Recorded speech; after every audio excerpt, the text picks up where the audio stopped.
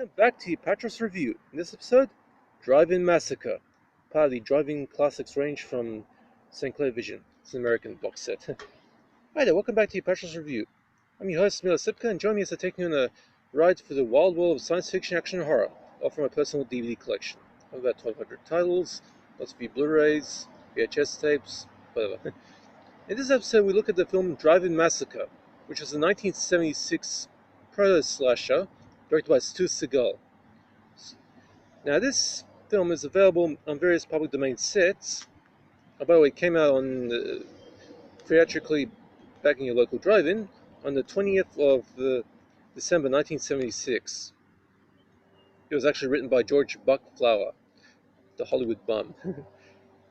Anyway, this film is issued on various public domain labels on VHS and DVD over the years. My review copy comes from the Drive-In Classics box set from St Clair Vision, which is a public domain label that, although for fans of the film, there is a lovely restored Blu-ray out there that has an excellent picture quality. The one seen here is almost pathetically bad. Anyway, that's for the story. A mysterious killer, armed with a sword, is stalking a Californian drive-in cinema, decapitating moviegoers and disappearing before anyone can raise the alarm.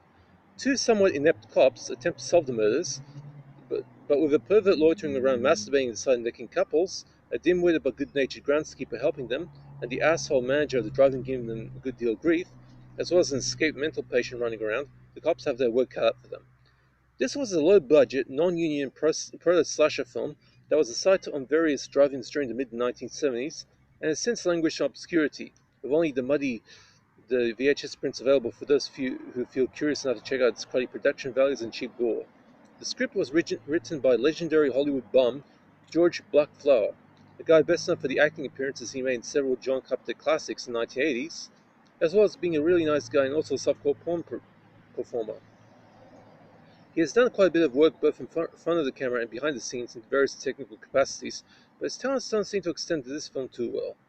With a shooting time of 4 days and all the night scenes shot in a single night, as well as the cast using pseudonyms to avoid being fined by the Screen Actors Guild for working on a non-union picture, not to mention the fact that the whole climax of Flower playing an escaped lunatic stalking his real-life daughter in a warehouse with the dim-witted cops chasing him was shot afterwards so they can pad running time to a still short but reasonable 73 minutes, the film was deliberately left open-ended, probably in a vain attempt to cater for possible spin-offs of when none have ever emerged.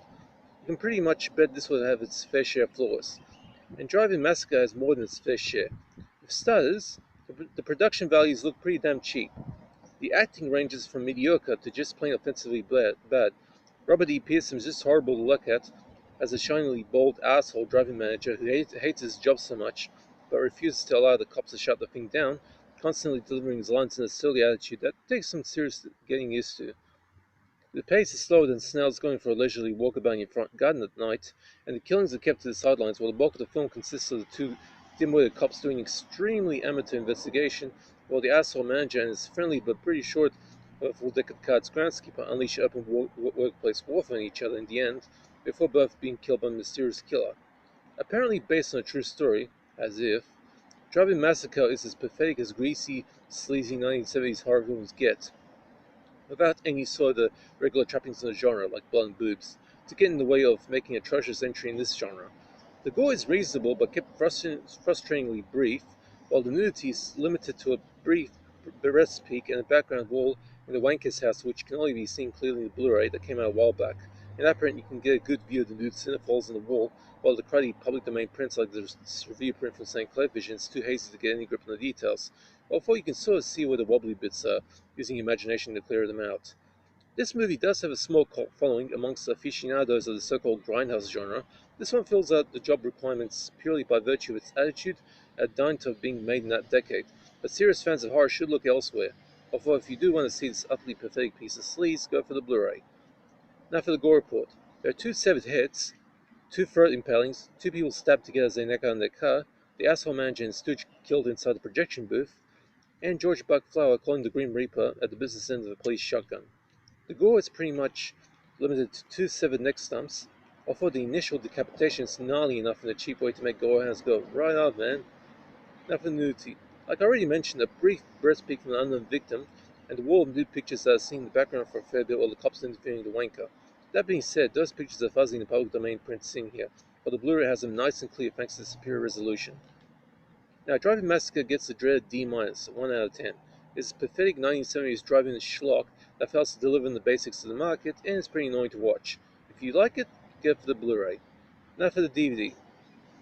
Driving Massacre is available on various public domain labels, but this review print, as you can see, comes from the Driving Classics box set from St Clair Vision, a public domain label, that looks like it was culled from an old film reel or VHS tape.